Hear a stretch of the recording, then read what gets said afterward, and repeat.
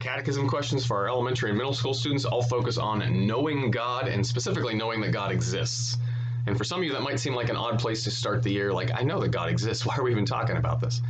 Well, it's good to kind of review and to remember and remind ourselves God exists, God is real, and there are reasons for believing that, right? It's not just because, although that's a good reason, it's not just because your parents told you that God exists or just because Father so-and-so said that God exists. There are actual reasons that we can figure out, that we can know that God exists.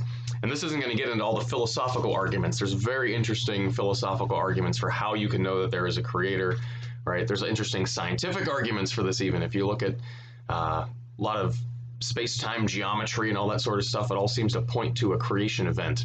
And then you have to explain, well, what caused that creation event? And that's where you step beyond science to say, well, it's God or it's dark matter or whatever you might say, right? But there are reasons for believing that God exists. And I think the most important reason is we know him. Hopefully you know him, right? I could give you all sorts of philosophical reasons for why my dad exists, right? Other people have seen him and they said that he exists. I've seen, I exist, so I must have a dad, right? I've seen evidence of him with things that he's given me throughout my life, right? So I've got all these evidences that my God exists, that my dad exists.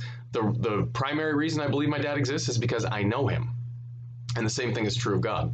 I can argue about the first cause and the creator and all that stuff, and that's fun and good, right? But the ultimate reason that I know that God exists isn't because other people said so or because there's these arguments for it. It's because I know him and I've experienced him in my own life, in my own prayer. And hopefully you have as well.